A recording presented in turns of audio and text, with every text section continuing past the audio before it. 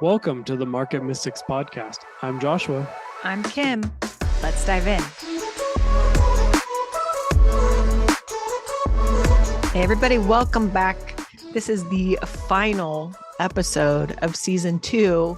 I hope you're ready for season 3. We are, but hopefully we can kind of round this out and put a pretty little bow to end season 2. Yeah, I think most of the listeners probably won't even notice a huge difference because we're not taking a break. There's not going to be a gap. Like the next episode's just going to start and it's going to be fairly similar. It just helps us in our tracking, record keeping, and just sort of year by year we've around February started new seasons, and so we're going to continue that trend. But yeah, this is the final episode of season 2. It's episode 101 of season 2. It's pretty amazing. Yes, it is episode number 200 overall. Yeah. Which is a little mind-blowing to me. Like when we began this thing, I was like, let's do a few episodes. We'll see how it goes. And here we are 200 later. And here we are 200 episodes later. I think that really speaks to today's topic, though, because when we started, both of us were like, yeah, if no one watches, it's okay. We're doing this out of obedience. We're great with being hidden. And Kim and I have had this topic on our notes for a while, but the difference between are you being hidden or are you just hiding? And then this morning we were kind of having a side conversation about tracking of aviation and tracking your phones and tracking your cars, and is that just how that connects to all this. And so I think we're just going to have a conversation about what kind of our thoughts are at the moment. Our thoughts are bound to change because we don't have any firm conclusions. We're just oh, hey, this is kind of an interesting thing to think about. And so we're just going to go from there. Right. I want to give kind of the premise, though. I think you gave a good overview. I want to kind of give the backstory where this conversation started so that we can then continue the conversation and hopefully figure out even what we individually think about this. So it was a little bit of an extension of the conversation, just the last episode, the Marshmallow Rich episode. And holding great wealth and the ability to do that. But in our society, great wealth tends to equal power as well. And how tempting it is, just in the human condition, to use that for selfish gain, I would say, or for doing things that you may do in hiding that other people may not know about, but you have the means and the ability to do it. Like the temptation is there. But it turned into, and Josh, I would love if you would talk about this. Josh was saying, well, sometimes because when you become more wealthy, you tend to become more well-known. And then there's this need to, or I suppose personal need to then maybe conceal yourself a little bit, to not be so exposed. Will you talk about this a little bit? And then the aviation thing. Yeah. Okay. And so it just was especially in wealthy businesses, a lot of times there is they may not want everything that they do to be totally public and well known because that has an impact on their competitors. Do their competitors know where they're going, what businesses they're looking at? That can be a pretty it's a highly valued commodity. It's intellectual property. Yeah, and as a business, it's leverage. If you're courting a company to purchase, and all of a sudden your biggest competitor knows that that's what you're looking at, that could definitely play an impact in that. And so we were talking about that, especially in regards to like aviation, because that was the background that I came from, and how for a lot of flights, the availability to track that was just available. Like you could go on to websites and you can see every airline flight, and it's super helpful for airline flights. You have like family flying in or whatever, and you're like, oh, let me just hop on here and I can see, like, I don't have to guess, okay, they were supposed to be at the airport at this time. Like you can literally see where their airplane's at. But that applied to a lot of corporate or general aviation as well. And but at a point there was a way you could remove yourself from that list. So if you were a large company and you were flying around, you didn't have to have your airplane be publicly accessible to everybody. um, and then they updated some regulations and put in some new software in airplanes that is now, it's much harder for the airplanes to mask who they are and where they're going. Like it's hard to the point where it's almost impossible for them to do that. And we were just talking about like, man, like if I was that owner, I would want the ability to be able to travel in private. Mm-hmm. But should that be public information? Like, is that something that's supposed to be available, or is that something that should be private? And that kind of like spurred like that part of the conversation. For sure. I was thinking, so I don't know, without getting into any great detail. I mean, Josh gave some examples of like a local company that's here is a global, like huge magnet. I mean, like Mhm. huge company, but they may not want, and they have apparently been known to try to get their names off of these lists, not list the flight, but not list their name on it, so that Right. competitors won't see that they're flying to these specific places, and get some information on how they're doing business or something, right? Yeah. Also, something happened with Elon. I don't know, Google it or something. Um, but so there are people who it could truly, like, if they're in the public eye, it could put them at risk if Mhm. people know where they're flying, on what flight, where they're coming from, where they're going, when they're arriving, Yeah. I all the think that, I mean, the specifics. issue with Elon was that there was someone who was, anytime he would fly, this person was posting on social media, hey, this is where Elon's going and when he's landing. And it was creating like people showing up to where he was landing. And that, what, depending on whether or not they showed up to celebrate him or they showed up because they don't like him, either one of those is disruptive and probably not something you want to happen everywhere you fly. And so we were just talking about like, is that right to privacy something that you should have, or is that something that really, like, we shouldn't necessarily expect to just be part of life? And I Right. sort of like, I think I could probably argue either side of it, because like my mind goes to like cryptocurrency and how, Kim and I both really like and support crypto in many regards. And one of the aspects about crypto is the blockchain is relatively public. It may not say your exact name, but it has your wallet address and what you did with the money and where it went, and It's transparent. all these different things. There's transparency in it.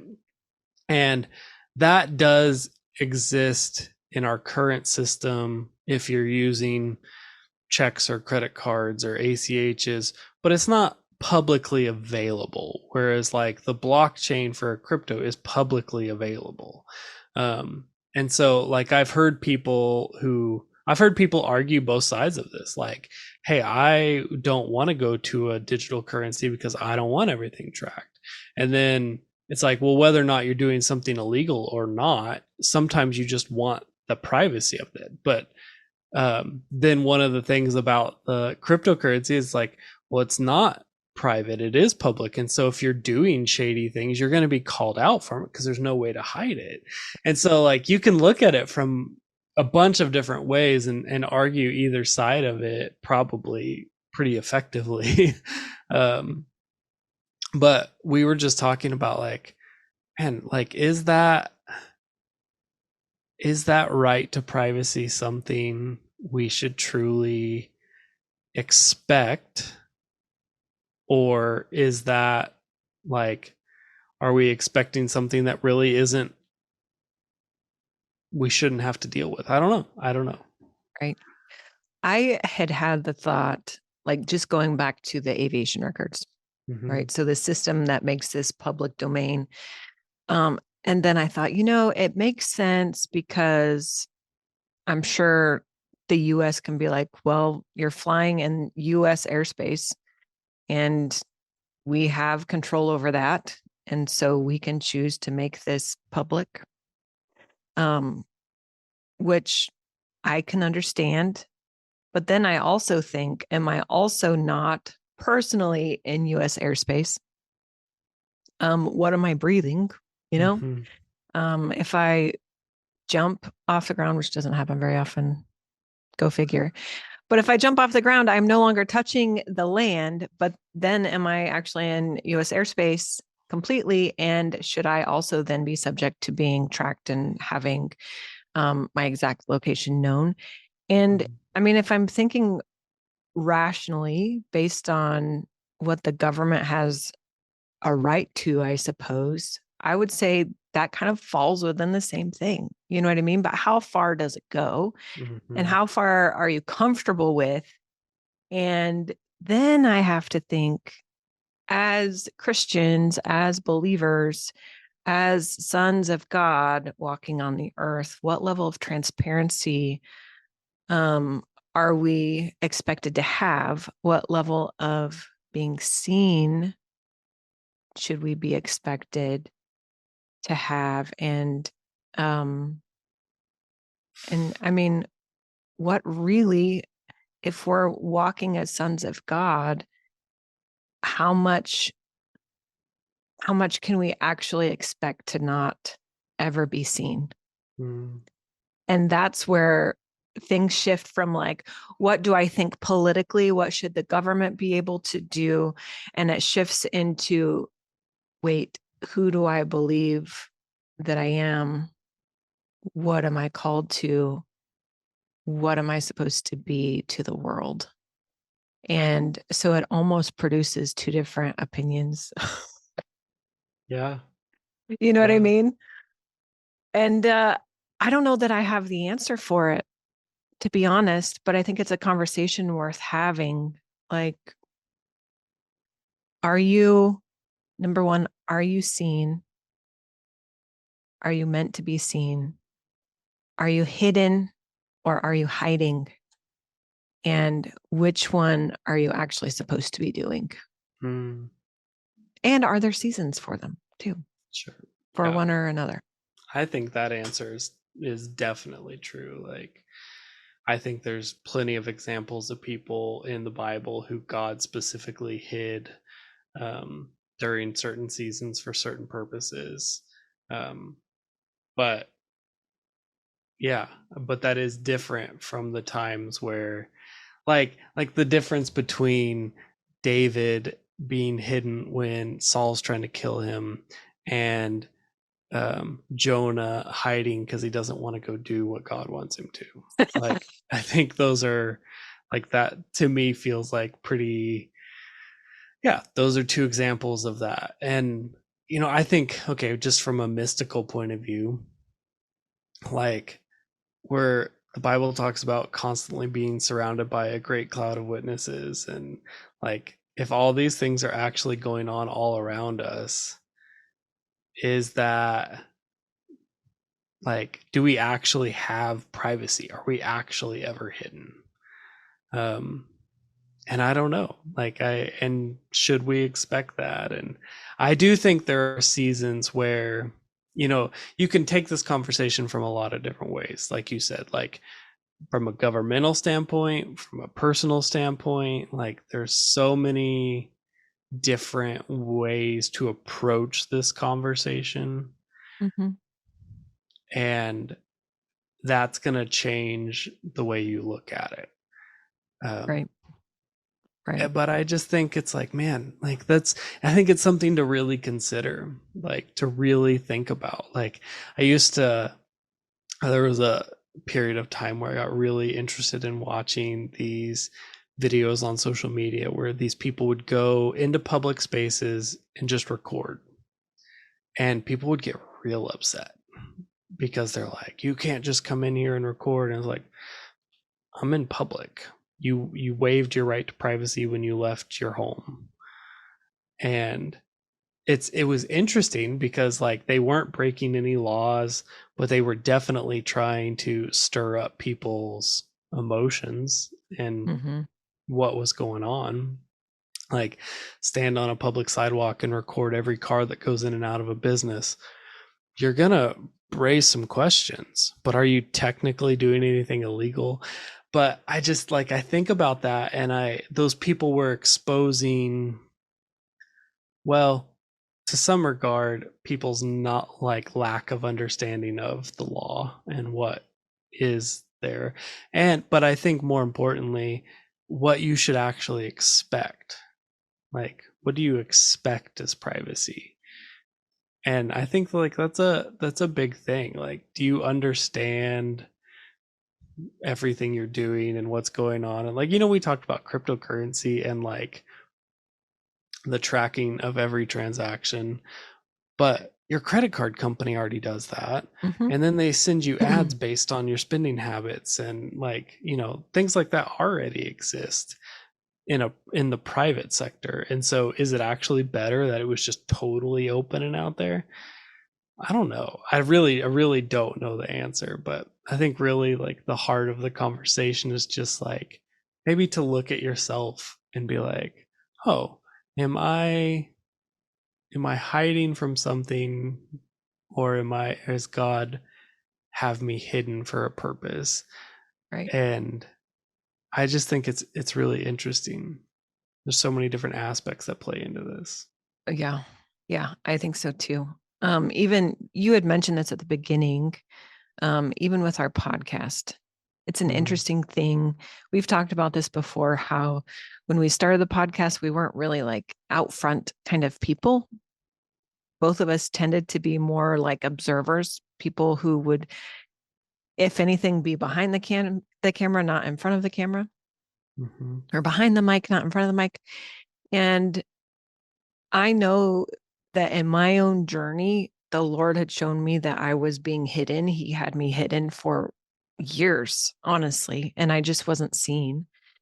And it was for a purpose. But then he like called us out of that and was like, okay, now you need to be in front of the camera. Now you need to be in front of the mic. Like you need to be being put out there. That doesn't mean it was comfortable or something that we were like, oh, hooray. That didn't happen. Like we might have been fairly reluctant. We did it, but we're a little mhm. reluctant about it. Sure. Um, but I think there's purpose in it.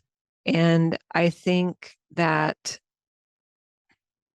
it all has to do with timing, Mm, and you may be in a season of being hidden, but again, it's very different than hiding yourself. You know what I mean? mhm, And when I talk about like, what does this mean for us as sons of God walking in the earth, like, and who we're supposed to be to the world? There's a scripture and I don't know what it is, but it's like being a light on the top of a hill. mhm. What is that one? Like, Do you, don't hide your light under a bushel or something like that. I don't know, something, but it has to do with like carrying Letting a your light light that needs to shine. be exposed and people Yeah. need, Hmm. right? And that is to be seen. That is not being hidden in the darkness. That is actually providing the light. And I think that there are things like that that say, oh, I mean, and even, the Sunday school, like this little light of mine, I'm going to let it shine. Hmm. And like, you're not going to cover it up. You're not going to it out. Right. Mm-hmm. But there's something about allowing that to be out in the open and being seen. And I'm not saying that the Sunday school song is like the end all be all, because again, I do think there are times when he puts you in hiding, but I also think that there is something that you carry that is a part of who the Father is. You're Mm. carrying a part of Yahweh, and it does need to be exposed. The world does need it. And I also think there are times when we see privacy as a place to hide all of our junk. And that junk is going to come out and be revealed at some point, right? I have a list of scriptures here. I'm not usually someone who like quotes a ton of scripture. But in Luke 12, it says there's nothing that's concealed that will not be disclosed or hidden that will not be made known. And so when we talk about even politically or governmentally right to privacy, I think it's kind of a double-edged sword, because should you be forced into having your privacy put out in the open and made public? I don't think that's probably right. But should you be concealing all of these things based on who you are and what you're supposed to be to the world? I also don't think that might be right. Yeah. You know what I mean? But it's also like, would you rather be forced or would you rather give it willingly? And I don't think we're at a place of being forced, although there's argument for that too. I mean, who's not said something and then gotten an ad on Facebook or YouTube or Right. something, Google even, for exactly that thing that you'd never talked about before, and now all of a sudden it's showing up in your feed. The I think there's a what's it called? Oh gosh, I lost the word. Like a thing that you think is real but it's not. There's an illusion Mm. um of much more privacy than we actually have, I think. Yeah. Right? The things we talk about in private are still being listened to. And this isn't some conspiracy thing. Again, you can, like social media, you give them access to your phone and then it can listen. And that's what happens. And somehow that feels okay, but not if a person like sees this, or if your flight is disclosed, it's just made public. You know what I mean? Right. So I guess it's up to us, at what level do we decide it's okay Mm-hmm. or that we'll accept it? And I don't know. Again, it's kind of some of the like, are you going to give it willingly or are you going to have it forced out of you? And there's argument for both.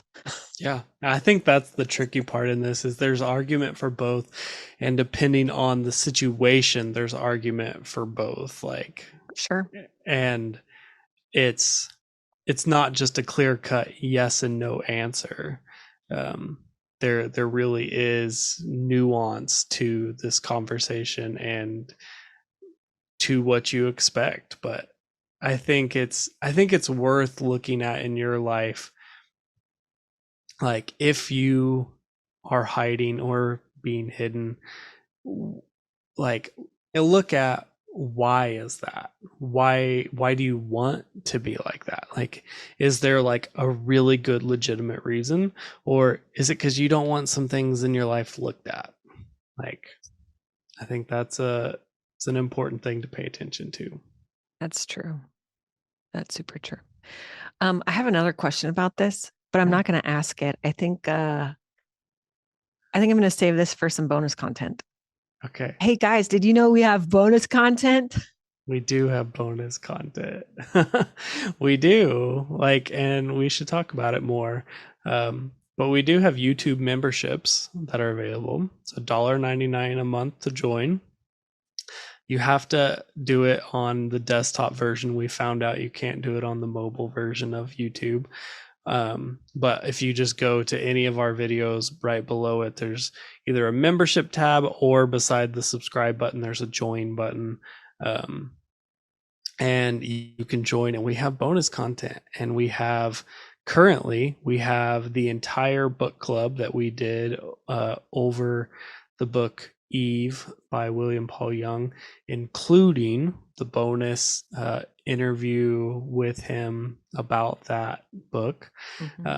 We also have, we're part of a group, an international group called the Load Sharing Group, and we meet every couple weeks and record about different things that the Lord's teaching us or guiding us in. And we put those on as bonus content for our listeners. And we're going to start in part of season 3 is we're going to start putting more and more things on there. So I think it's a great opportunity. I think like interviews with people and like the more like nitty gritty, deeper dive stuff from them will be bonus content. So for people who want to be members and follow us and hear more in-depth stuff, that's kind of what's going to be there. And you'll still get the interviews. You'll just get all of it as a member. Yes. So anyway, go sign up for that, because I'm telling you, we told you this is the end of season 2. We're starting season 3 next, and we will be having significantly more bonus content going on there, available for members only. And you'll get to hear my next question on this topic, which I think is really interesting, and it's going to be an interesting thing to ponder. Yes. Let's go. Awesome. Guys, we'll see you next time. Thank you for sticking around. Listen for new episodes every Monday and Thursday. Find us on all social media platforms by searching for Market Mystics. Don't forget to follow and subscribe. Visit upperroomcd.com, where you can find more information about the hosts, projects, and guests. Go deeper by booking a coaching appointment focused on redefining identity and wealth in your life. See you next time.